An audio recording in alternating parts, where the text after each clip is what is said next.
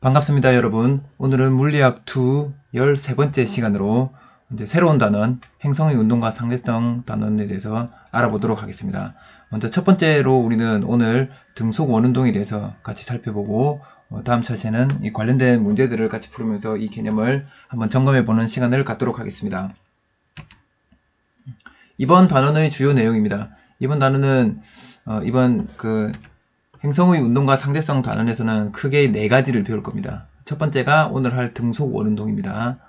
그다음 두 번째는 행성의 운동 법칙 중에 이제 케플러 법칙에 대해서 같이 배울 거고, 세 번째, 네 번째로는 일반 상대성 이론을 우리가 이제 간단히 이해해보는 시간을 갖도록 하겠습니다. 그래서 일반 상대성 이론의 가장 중요한 원리인 등가 원리, 이 등가 원리가 뭔지 대해서 배우고, 등가 원리를 배울 때는 또 관성력이 뭔지 대해서 알아야 됩니다.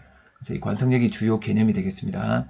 그 다음에 이 일반 상대성 이론으로 중력 렌즈 현상과 블랙홀에 대해서 설명해보는 시간을 갖도록 하겠습니다. 그럼 오늘 먼저 우리 등속 원운동에 대해서 같이 살펴보도록 합시다. 오늘 할 내용의 학습 목표입니다. 구심력을 이용해서 등속 원운동을 설명할 수 있다. 이게 이번 단원의 학습 목표입니다. 네, 그래서 여러분들은 이번 단에서는 주로 이 구심력이 뭔지, 구심력의 정의, 그다음에 구심력을 어떻게 구하는지 그거에 대해서 여러분들이 잘 이해하고 넘어갔으면 좋겠습니다.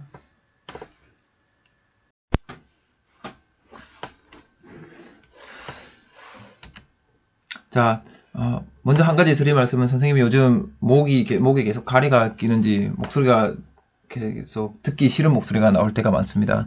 좀 양해해 주시고 수업을 들어주시면 감사하겠습니다. 먼저 등속 원운동이란 무엇인지에 대해서 같이 알아보도록 하겠습니다. 등속 원운동은 말 그대로 속력이 일정한 원운동 이 말이겠죠. 그래서 등속 원운동은 이 단어만 여러분이 한자만 해석할 수 있으면 다 할 수 있습니다. 이걸 이제 풀어서 보면 원궤도를 따라, 원궤도는 특징이 뭐냐면 이건 반지름이 일정하죠. 반지름이 일정한 원궤도를 따라 일정한 속력으로, 일정한 속력이니까 빠르기가 일정하다고 합니다. 빠르기가 일정합니다. 일정한 속력으로 회전하는 운동입니다. 회전한다는 말은 운동 방향은 계속 바뀝니다. 그러면 이 등속 원운동이라는 거는 빠르기는 똑같은데, 빠르기는 일정하면서 운동 방향이 계속 바뀌는 운동이죠. 그렇죠? 그럼 이 운동 방향이 계속 바뀌니까 속도가 계속 바뀌겠죠. 속도가 변하는 운동입니다. 속도 변함. 그럼 속도가 변하는 운동은 어떤 운동이라고 부릅니까? 가속도 운동이라고 부르죠. 그래서 이 등속 원운동은 가속도 운동으로 분류할 수 있습니다. 그럼 얘는 가속도 운동이니까, 가속도 운동을 한다고 하면 반드시 힘이 작용해야 되죠. 전에 우리가 물리학 1에서 배웠지만 F는 ma 해서 이 F가 원인이고 요게 이제 결과라 그랬죠. 그렇죠? 이 가속도가 있다는 말은, 결과가 있다는 말은 반드시 원인이 있다는 겁니다. 그렇죠? 가속도가 있으니까 그럼 얘는 반드시 그 가속도를 만들어내는 힘이 있다는 겁니다. 그렇죠? 그 힘을 우리는 뭐라 부르냐면 구심력이라 부릅니다. 구심력. 그럼 우리가 구심력을 한번 전반적으로 정성적으로 한번 설명을 해봅시다. 지금 우리가 이 친구가 줄에다 공을 매달아서 빙글빙글 돌리고 있습니다. 이쪽으로 돌리고 있습니다. 그래서 공이 이렇게 돌아가죠. 이렇게 공이 원 운동을 하게 되는 이유가 도대체 뭔지를 한번 생각해 보는 겁니다. 그럼 이걸 여기 와서 다시 이 그림에서 다시 살펴보겠습니다. 처음에 이 공이 예를 들어서 이쪽 방향으로 이제 출발했다. 지금 선생님 그리는 이쪽 방향으로 출발했다. 출발했는데 만약에 이 실이 없다면 이 공은 계속 이쪽으로 쭉 가겠죠. 이쪽으로 쭉 가야 됩니다. 그렇죠? 근데 이쪽으로 가고 조금 지나가는 순간 방향을 이쪽으로 틀었습니다. 이쪽으로 방향을 틀었죠. 그럼 이쪽으로 튼 이유는 뭐냐면 이 줄이 얘를 이쪽으로 잡아 당기기 때문에 가는 걸 못 가게 이렇게 당기는 거죠. 여기 가서도 마찬가지로 이쪽으로 쭉 직선으로 가고 싶은데 또 당기죠. 그럼 또 방향이 틀어집니다. 그렇죠? 결국은 얘를 방향을 틀게 만드는 힘은 뭐냐면 이 물체의 운동 방향에 수직으로 작용하는 힘이 계속 이렇게 당기기 때문에 얘가 방향이 계속 틀어지는 거죠. 그래서 이 힘을 우리가 뭐라 그러냐면 구심력이라고 부르는 겁니다. 알겠죠? 그래서 만약 실이 없다면, 실이 탕 끊어지면 이 물체는 어디로 갈까요? 방향을 틀면 안 되니까 이제 힘이 작용 안 하니까 등속 직선 운동 하겠죠. 그래서 운동하던 방향에서 이쪽 방향으로 그냥 쭉 날아가는 겁니다. 이쪽으로 쭉. 그래서 공이 이렇게 돌다가 중간에 실이 탕 끊어지면 얘가 무이 휘어져서 가는 게 아니라 여기서 이 부분에서 공이 이렇게 원래는 이쪽 방향으로 가고 있는데 수직으로 힘이 작용하고 있는 거죠. 실이 탕 끊어지면 얘는 이쪽으로 직선으로 쭉 날아가게 되는 겁니다. 알겠죠? 정성적으로 이렇게 설명해 봤습니다. 그럼 이 구심력, 아까 선생님 금방 이야기했던 이 구심력에 대해서 다시 한 번 더 알아보도록 하겠습니다. 구심력은 우리가 이제 기호로는 FR로 나타냅니다. 이거는 R 레이디얼, 발음 레이디얼, 이거는 이거 방사형으로 이렇게 뻗어난 걸 레디얼이라고 하는데, 그러니까 이 방향으로 작용하는, 이 방향으로 작용하는 힘, 그래서 구심력 이렇게 부릅니다. 맞나? 그럴걸요? 어쨌든 구심력이라는 것은 등속 원운동하는 물체에서, 이게 등속 원운동하는 물체에서 물체의 운동 방향의 수직이고, 아까 그건 이야기했죠. 얘가 이렇게 가고 있는데 이게 운동의 방향인데 여기에 대해서 수직으로 작용하는 힘, 요 힘을 수직이고, 원운동의 중심 방향으로 물체에 작용하는 알짜힘을 구심력이라고 부릅니다. 알겠죠? 그럼 아까 전에 얘기했지만 원운동 할 때 요 중심 방향으로 작용하는 알짜힘. 그럼 여기에 물체가 있을 때는 이 방향으로 작용하고, 여기에 물체가 있을 때는 이 방향, 여기에 물체가 있을 때는 이 방향. 구심력의 방향은 계속 바뀌죠. 그래서 구심력 방향은 계속 변합니다. 변함. 그럼 구심력 크기는 어떨까? 구심력 크기는 일정합니다. 일정한 크기의 힘이 계속 변하면서, 방향이 계속 변하면서 작용하는데, 그 방향은 항상 중심 방향을 향한다. 중심. 됐죠? 그래서 이 구심력은 방향이 계속 변하고 크기는 일정하니까 구심력은 일정한 구심력이 아닌 거죠. 일정한 구심력은 아닙니다. 그죠? 일정 구심력이라고 말하면 안 되죠. 왜냐하면 크기는 일정하지만 방향이 계속 변하니까. 그렇죠? 힘이라는 것은 방향과 크기를 두 개 다 얘기해야 되죠. 그래서 구심력은 크기만 일정하고 방향이 계속 바뀌는 힘입니다. 방향이 원의 중심 방향으로 일정한 것 아니냐, 그렇게 생각하면 안 됩니다. 방향이라는 건 이게 남쪽이냐 북쪽이냐, 여기서는 위쪽 방향이지만 여기서는 아래쪽 방향이죠. 방향이 서로 여기서는 반대입니다. 같은 크기의 구심력이라도 여기 물체가 여기 있을 때랑 여기 있을 때 구심력의 방향은 완전 반대이죠. 그렇죠? 일상생활에서는 중심이니까 일정한 방향으로 작용하는 거지만 우리 물리학에서는 이제 그렇게 따지면 안 되는 거죠. 진짜 그 방향을 따져야 되는 거니까. 그래서 구심력은 이런 특징이 있습니다. 다시 한번 정리할게요. 구심력은 물체의 운동 방향에는 수직입니다. 수직으로 운동 방향에 수직으로 작용해야 이 빠르기에는 영향을 안 주는 거죠. 그렇죠. 운동 방향과 나란한 방향의 성분이 힘이 있으면 이 속력을 증가시키거나 감소시키게 되는 거죠. 그래서 운동 방향에는 늘 수직으로 작용해야 됩니다. 그래서 운동 방향에 수직으로 작용하면 방향의 변화만 일으키게 되는 힘이 되는 겁니다. 그렇죠. 그래서 얘가 이렇게 갈 때 수직으로 작용해서 방향을 변형시켜주고, 다시 그때 또 수직으로 작용해서 방향을 변형시켜주고, 그래서 계속 원운동을 할 수 있도록. 근데 그 방향은 계속 이 원의 중심을 향하도록 이렇게 힘이 주어져야 되는 겁니다. 그러면 여기 몇 가지 등속 원운동하는 예를 들어봤는데, 여기서 구심력 역할을 하는 게 뭔지를 한번 살펴봅시다. 지금 이 운동에서는 아까 우리가 예를 들어봤던 실에 매달린 공이 등속 원운동할 때는 이 공을 원운동하게 만드는 구심력은 누가 그 역할을 하고 있을까요? 여기 있는 실의 장력이죠. 여기서는 구심력 역할을 누가 하냐? 구심력의 역할을 누가 하냐? 이걸 이제 잘 찾아야 됩니다. 등속 원운동에서는 이걸 찾는 게 여러분들 좀 중요한 내용입니다. 구심력 역할을 누가 하냐? 여기서는 장력이 구심력 역할을 합니다. 그럼 여기서 한번 보세요. 이 친구들, 여기 있는 친구들이 이걸 따라서 등속 원운동을 하게 하는 힘은 뭘까요? 얘를 이쪽으로 계속 방향을 틀게 만드는 힘은, 어떤 힘이 없으면 얘는 밖으로 튕겨 나갈까요? 나가 떨어질까요? 그렇죠? 요 바닥과의 마찰입니다. 마찰력. 그렇나요? 또는 손잡이의 마찰력. 그러니까 이 마찰력이 이 아이들을 원운동할 수 있도록 만들어주는 거죠. 만들어주는 구심력이 되는 겁니다. 됐나요? 그럼 원자 내의 전자의 운동은, 전자들이 이렇게 등속 원운동하게 만드는 힘은 요 사이에 작용하는 전기력이죠. 전기력.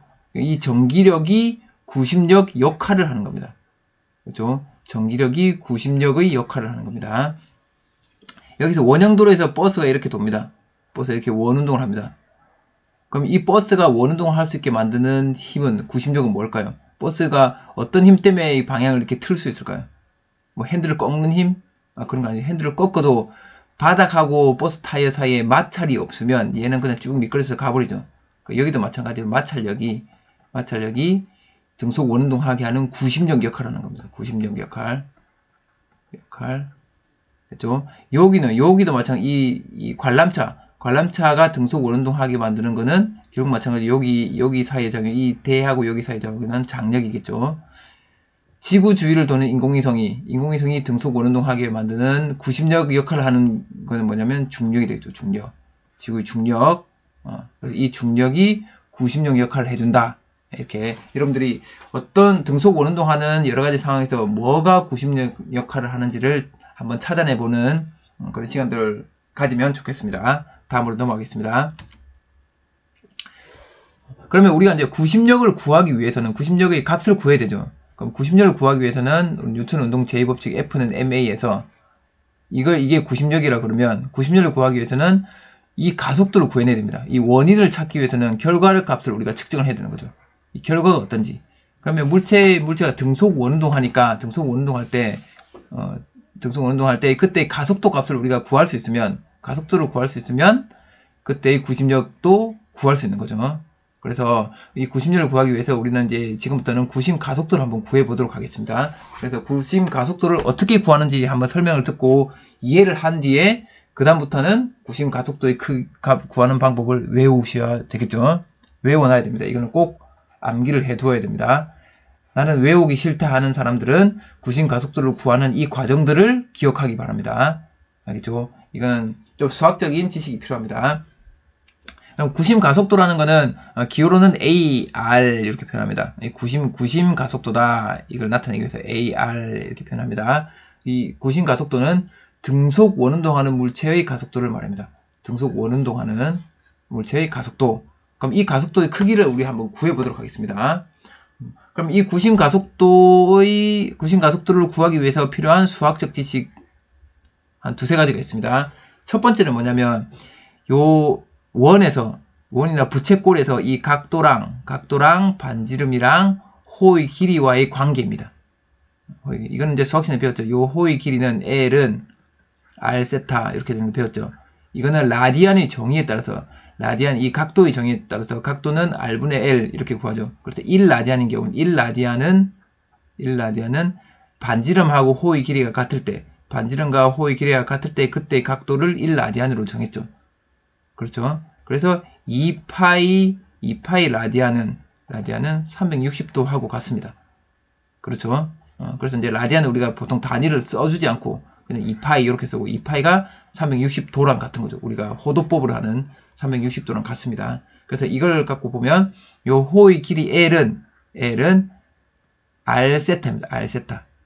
반지름 곱하기 세타, 이게 라디안으로 나타낸 이 세타의 길이와 세타랑 R을 곱한 것과 같습니다. 요거 하나 알아두면 좋고, 요거 하나 알아둬야 되고, 첫 번째. 두 번째는 뭐냐면, 여기 요 삼각형, 여기 보세요, 여기. 내가 이렇게 삼각형을 그렸다. 요 변의 길이, 요걸 X라고 할게요, X. 요 호의 길이를 L이라고 합시다, L. 그러면 요 세타가 엄청 작다고 해보자. 세타가 거의 0에 가깝대요. 0일 때.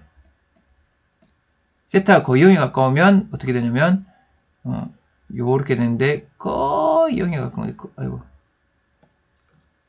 거의 0에 가까운 거죠. 이게 거의 0에 가깝습니다. 그러면 여기가 호가 이렇게 원래는 이렇게 부채꼴 이렇게 둥글스름한 거여야 되지만 이 길이가 엄청 작으면 이 각도 엄청 짧으면 여기 거의 직선이죠. 직선이죠. 이게 거의 뭐 하고 하냐면 우리 땅 지표면이 거의 요 직선인 것처럼 이 지표면은 요 구가 있는데, 지구가 있는데, 그 중에도 엄청 작은 한 부분을 보면 거기는 직선이죠, 그냥. 그렇죠. 그럼 이 호의 길이와 이 삼각형의 요 변의 길이가 거의 같다고 우리가 취급할 수 있을 때는 언제냐면, 이 세타가 0과 가까울 때, 세타 값이 엄청 작을 때는 L하고 요 삼각형 변의 길이를 우리 X로 줬으니까 요 X랑 거의 길이가 같습니다. 그래서 이때는 우리가 이걸 부채꼴로 안 보고 삼각형으로 봐도 된다는 거죠. 요 사실 하나 여러분 기억해 두셔야 되고, 그 다음에 삼각형의 닮음 조건이 있습니다. 닮음 조건. 두 변의 길이 비율이 같고, 두세 개의 삼각형이 있는데 두 변의 길이 비율이 같고, A 대 A' 하고 B 대 B' 길이 비가 같고, 그 다음에 요 끼인 각이, 그 사이에 끼인 각이 같으면 요 두 삼각형 닮음이죠. 그러면 요 변의 길이 B도 같은 거죠. 그럼 요걸 C라고 하면, 그럼 요거는 C하고 요거는 또 C 대 C'랑 같은 거죠. 그렇죠? 그래서 삼각형 세 변이, 이 두 삼각형이 닮음이 되는 겁니다. 그래서 두 변의 길이 비율이 같고, 요 각도가 같으면 요 두 삼각형은 닮음이라서 이거하고 이거의 비율도 같다는 거죠. 요 비율이랑. 됐죠? 이거 넘어가겠습니다. 그럼 이 지식을 바탕으로, 이 수학적인 지식을 바탕으로, 구심 가속도를 한번 구해보도록 하겠습니다. 그러면 구심 가속도라는 거는, 이 구심 가속도는 이제 우리가 뭘 구하는 거면 순간 가속도로 갑니다. 순간 가속도. 순간 가속도는 뭐냐면, 여기서 뭐냐면 어떤 물체가 P점에 있을 때 P점에서의 순간 가속도를 구하는 겁니다. 그럼 순간 가속도라는 말은 P에서 진짜 조금 옆에, P 바로 옆쪽에 갔을 때 그때의 속도 변화를 구하는 거죠. 속도 변화죠. 시간분에. 그렇죠. 그래서 이 순간 가속도는 우리가 어떻게 보냐면, 걸린 시간분에, 짧은 걸린 시간분에 짧은 속도 변화, 이거 구하는 거죠. 됐나요? 그 dt분의 dv 벡터 이걸 구하는 겁니다. 그러면 여기서 이제 짧은 순간 우리가 짧은 순간 후의 이 물체의 위치를 여기다 나타내려면 너무 가까워서 중복되니까 좀 약간 먼 거리다 이 Q점을 찍어 볼게요. 그럼 P점과 Q점은 원래는 엄청 가까이 있는 겁니다. 그러니까 결국 이 델타 세타가 거의 0에 가까운 상황입니다. 근데 이건 좀 그림의 이해를 위해서 좀 크게 그렸습니다. 그럼 이렇게 그려놓고, 이때 여기서 요 P점에서의 물체의 운동 속도는, 운동 방향은 여기랑 수직이죠. 아까 요 원의 중심에서 요 수직 방향으로 구심력이 작용하는 거에 대해서 수직으로 물체가 운동한다 그랬죠. 그럼 이때 요 속도를 V1이라고 합시다. V1이고, 요 V1의 크기는 V죠. 등속 원운동이니까 그냥 V로 나타내면 되죠. 그 다음에 얘가 델타 세타만큼 이동한 뒤에 이때 물체 운동 방향, 이제 요 V2 방향이 되겠죠. 그럼 이때도 V2의 속도의 크기는 등속 원운동이니까 V가 됩니다. 그죠? 그럼 이때랑 이때 이 벡터의 크기는 같은 거죠. 그럼 이 벡터를 그대로, 이 V2 벡터를 그대로 일로 와봅시다. 일로 와서 보면, 여기 와서 보면, 이 벡터, 이 점선의 파란색 벡터랑 요 벡터는 서로 같은 벡터인 거죠. 이렇게 평행 이동했습니다. 그러면 여기 있는 OQ 길이랑 지금 다시 그려볼게요. OQ랑 여기는 수직이니까, 그럼 여기도 수직이죠. 이 벡터랑 이 선은 수직이니까. 그 다음에 여기 보니까 X라고 한 요 각도. 그럼 요 각도 더하기 델타 세타랑 이 각도를 합치면 90도가 돼야 되죠. 직각삼각형이니까. 그렇죠? 그 다음에 이 X라 한 거랑 요 각도. 요 빨간 애랑, 빨간 속도 벡터랑 이 파란 점선 속도 벡터랑 요 사이 각도도 원래는 90도인데 X하고 요거하고 합친 거죠. X하고 합쳐서 90도 되려면 X하고 델타 세타랑 합치면 90도죠. 그러니까 결국은 요 빨간 벡터하고 파란 점선 벡터 사이의 요 각도도 결국은 델타 세타가 되는 겁니다. 됐죠? 그러면 요 속도 벡터 두 개, 이렇게 요 두 개를 그려놓은 걸 이쪽으로 옮겨왔습니다. 이건 속도 벡터. 그 다음에 여기 다 그림은 뭐냐면 요 반지름, 요 위치 벡터, 위치를 나타낸 요 그림입니다. 그럼 이제 여기를 같이 봅시다. 그러면 여기서 이제 우리가 속도 변화, 우리가 순간 가속도를 구하기 위해서는 델타 t분의 델타 v를 구해야 되는데, 요 델타 t분의 델타 v 이렇게 이제 구해봅시다. 그럼 요 델타 v는 요 두 벡터의 차입니다. 차. 그러면 V2에서 V1을 빼야 되겠죠. 우리 벡터의 차에서는 V2에서 V1을 빼면 그냥 요 V1 벡터 끝에서 V2 벡터 끝으로 화살표 연결해 주면 된다 그렇습니다. 그죠? 이게 요 검은색 선 요게 델타 V 벡터의 크기가 되겠죠. 요 화살표 요 길이가 이 화살표가 바로 델타 V 벡터입니다. 이 방향이 결국 어디 방향이냐? 요 방향이 요건 이제 요게 각도가 엄청 작으면 거의 중심을 향하게 될 것입니다. 그럼 이게 이제 속도 벡터 이렇게 해서 이 속도 벡터 3개를 가지고 속도 벡터 2개랑 이거의 차 벡터 이래서 삼각형 하나를 만들었습니다. 됐죠? 그 다음 이제 위치 요거는 여기부터까지는 반지름이 R이고 여기부터까지도 반지름 R이죠. 그 다음에 요 길이를 우리가 델타 L이라고 합시다. 물체가 엄청 짧은 시간 동안에 이동한 거리. 그러면 요 V라는 속도라는 거는 델타 T 동안에 델타 L만큼 이동하는 속도가 되겠죠. 이 V라는 값이. 그래서 요 델타 L은 V 델타 T로 나타낼 수 있는 거죠. 됐나요? 그럼 요 길이는 V라는 속도로 델타 T만큼 간 거리가 됩니다.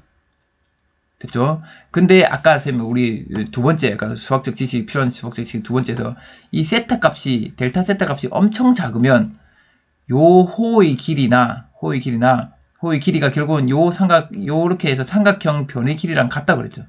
그럼 이게 원래는 호인데 호의 길이가 아니라 이거는 삼각형 변입니다. 삼각형 변이라고 생각해도 되죠.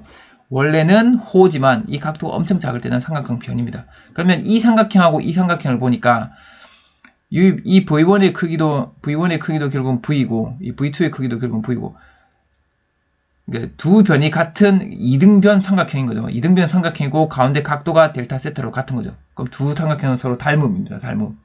그렇죠. 그럼 닮음이니까 우리가 비례식을 세울 수가 있죠. 닮음이면 세 변의 길이 B가 같습니다. 그죠?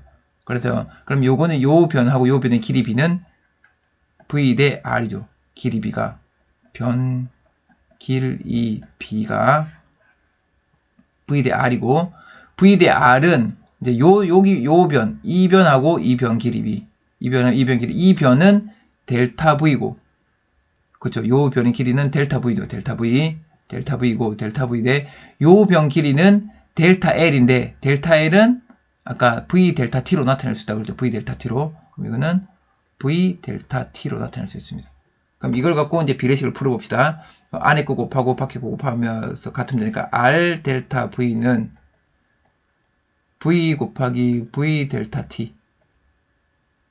그렇죠? 그러면 요 델타 V는 요 델타 V를 델타 T로 이렇게 나눠볼게요. 요 델타 T를 이로 넘기고 그렇죠? 이거 넘기고 그럼 R을 1로 이제 R을 넘게 되죠. 이거는 R분의 V 제곱 이렇게 됩니다. 그러면 델타 T분의 델타 V가 있면 델타 T분의 델타 V는 요거죠. 델타 T분의 델타 V는 순간 가속도입니다. 가속도. 그래서 이걸 AR로 표현하면 되죠. 그래서 AR은 R분의 V 제곱 이렇게 구할 수 있습니다. 이 가속도의 크기를 R분의 V 제곱으로 구할 수 있는 거죠. 그래서 결론이 이렇게 나왔습니다.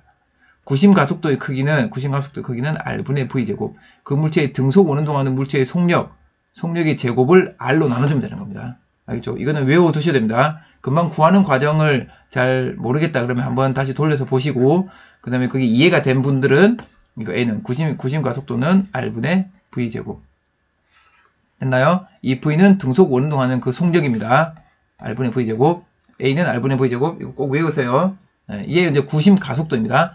그러면 이제 구심력은 어떻게 구하겠습니까? 구심력은 F는 MA니까 R분의 MV 제곱 되는 거죠. F는 R분의 MV 제곱. 이것도 이제 자동으로 외우겠죠. 넘어가겠습니다. 됐나요? 그 다음에 이제는 이 구심 가속도를 이제는 각속도라는 새로운 물리량으로 한번 나타내 보겠습니다. 각속도는 시간분의 각의 각도 변화, 각의 속도니까 각이 변하는 속도니까 이 각속도는 시간분의 각도 변화로 나타내고 이걸 각속도의 기호는 오메가입니다. 오메가. 이거 엉덩이처럼 작은 엉덩이처럼 이렇게 그리면 됩니다. 오메가. W 아니고 이 오메가라고 있습니다. 오메가. 우리 오메가 3 뭐 이런 거 할 때. 그러면 이 각속도를 한번 우리가 표현해 보겠습니다. 각속도의 정의는 각속도의 정의는 걸린 시간분의 각도 변화입니다. 각도 변화. 됐죠? 그러면 여기서 우리가 보다시피 아까 우리가 요거 한번 수학 그 시간 했듯이 여기 각도 델타 세타. 그럼 요 호의 길이는 v 델타 t라고 그랬죠. v 델타 t. 그렇죠. 그러면 요 부채꼴에서 우리가 어떤 걸 하나 요인을 쓰냐면 요 L은 R 델타 세타. 요거 우리가 했었죠. R 세타. L은 R 세타. 그렇죠. 요 L 길이는 R 곱하기 세타라고 했었죠. 근데 요 L이라는 거는 V 델타 T이고, 그렇죠. 그 다음에 이거는 R 델타 세타입니다. 그럼 이거 R, 그럼 R을 1조 넘기고 델타 T를 넘겨봅시다. R을 넘기면 R분의 V는 델타 T분의 델타 세타 되죠.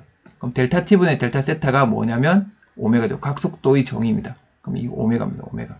됐죠? 그래서 요 각속도의 크기는 R분의 V로 구할 수 있습니다. 그쵸? 각속도의 크기가 R분의 V니까, 그럼 아까 우리가 A는 구심 가속도는 R분의 V 제곱이었죠. R분의 V 제곱입니다. 그럼 이걸 오메가로 한번 나타내 보세요. R분의 V 제곱 하면 A는 그럼 이거는 어떻게 나타낼 수 있냐면 요 A를 R분의 V 제곱으로 나타내려면 일단 요거 오메가를 제곱해 볼까요? 오메가를 제곱하면 R 제곱분의 V 제곱이죠. 그렇죠? 그럼 이걸 이제 이걸 바꿔볼게요. 요걸 이용해서 이걸 다시 나타내보시면, 그럼 A는 R분의 V 제곱인데, 오메가 제곱은 R 제곱분의 V 제곱이니까 여기다가 R만 곱해주면 되죠. 그래서 R 오메가 제곱이 됩니다. 그래서 구심 가속도 A는 다시 써볼게요. R분의 V 제곱으로 쓸 수 있고, R 오메가 제곱으로도 쓸 수 있습니다. 됐죠?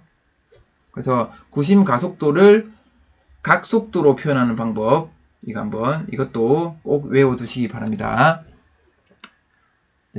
다시 한번 여기다 정리해 볼게요.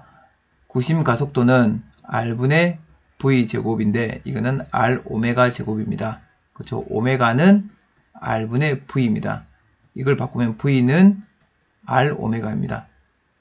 됐나요? 요 식들을 다 변형시킬 수 있는 거죠. 그래서 요 세 가지 식은 반드시 여러분이 등속 원운동을 하려면 이 세 가지 식은 반드시 기억을 해 두셔야 될 것 같습니다. 됐나요? 자, 문제 한번 풀어봅시다. 지름이 4m인 원궤도를 따라 2파이 m/s의 일정한 속도로 일정한 속력인데, 그죠? 속력으로 운동하는 물체의 구심 가속도 크기는 얼마인가? A는 R분의 V 제곱이죠. 그럼 여기는 R하고, 이거 지름이 4니까 반지름은 2m겠네요. 그렇죠? R하고 V 값이 나와 있으니까, m/s V 값이 나와 있으니까 그대로 쓰면 되죠. 2m분의 2파이 m/s의 제곱이죠. 그러면 2m분의 2는 4파이 제곱 m 제곱 per 제곱 됩니다. 그죠? 그죠? 미터 약분되면 띵띵 2 약분하고 2파이 제곱 m per 제곱. 이렇게 해서 가속도의 단위가 나왔습니다. 그래서 가속도의 크기는 2파이 제곱이 됩니다. 2파이 제곱 m per 제곱이 되겠죠? 됐죠? 이거는 뭐 식에다 그냥 넣으면 되는 겁니다. 그럼 이렇게 해서 이제 구심력을 구해보면, 이 구심력 크기는, 구심력 F는 MA니까, F는 MA였고, 아까 우리가 다시 해보면 A는 R분의 V제곱, 이거는 R 오메가 제곱. 이렇게, 이걸 우리가 알았었죠. 그러니까 F는 MA니까, 이거는 M R분의 V제곱이고, 이거는 MR 오메가 제곱입니다. 됐나요? 요 오메가는 어떻게 구한다고? 오메가는 오메가 나중에 우리가 한번 어떻게 여기서 이제 여기 오메가 구하는 것 해봅시다. 오메가는 요 한 바퀴 도는데 걸린 시간을 걸린 시간을 주기라고 하죠. 주기를 쓰면 t라고 해볼게요. 주기를 t.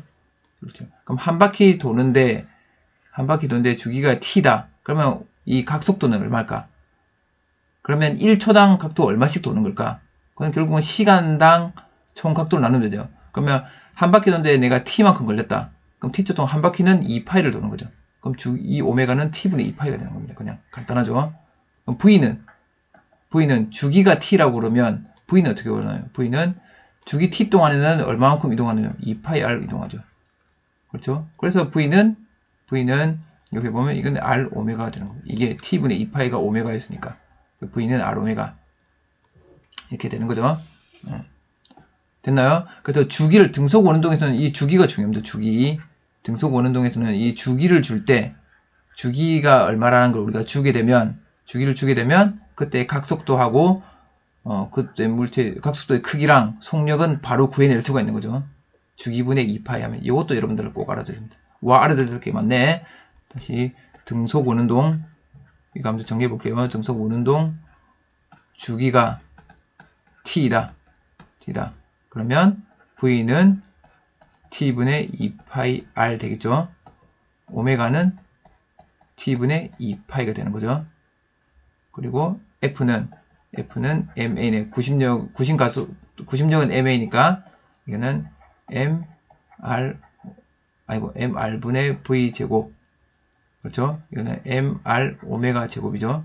그럼 이거는 MR의 오메가가 t분의 2파이니까 그러면 t 제곱분의 4파이 제곱이죠.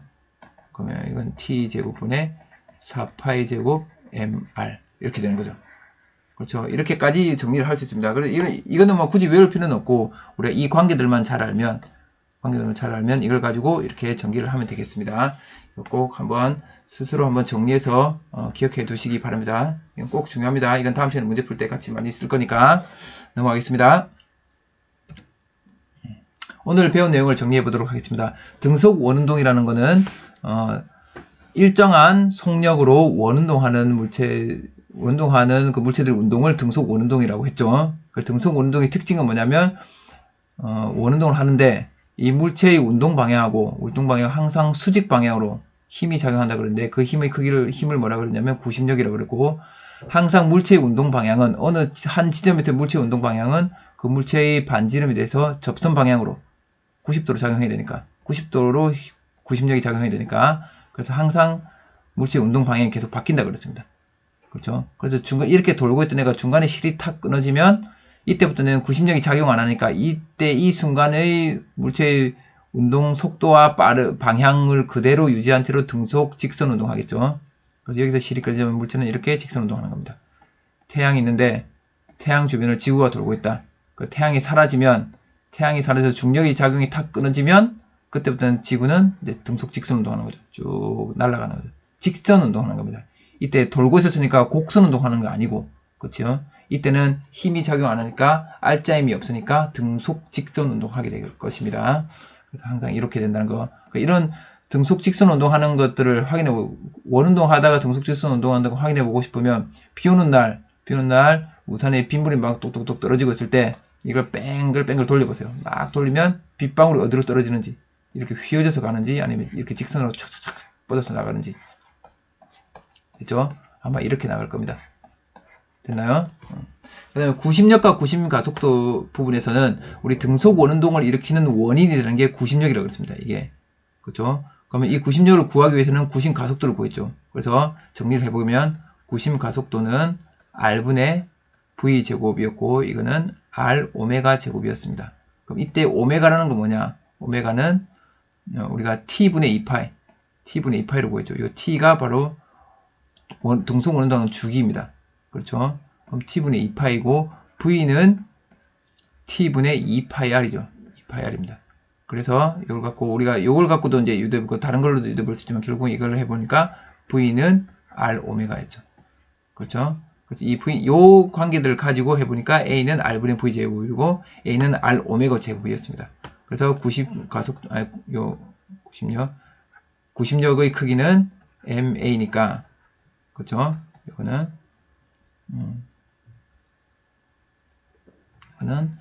MR분의 V제곱 R분의 MV 제곱은 MR 오메가 제곱 이렇게 우리가 쓸 수 있었습니다.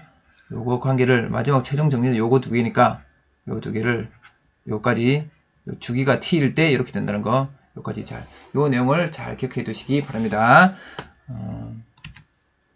다음 시간에는 등속 원운동과 구심력 문제를 몇 가지 한번 풀어보고 내용을 한번 정리해보는 시간을 갖도록 하겠습니다. 이번 시간 배운 내용을 꼭 복습하시기 바랍니다. 바로 다음 시간이시지만 고생 많았습니다.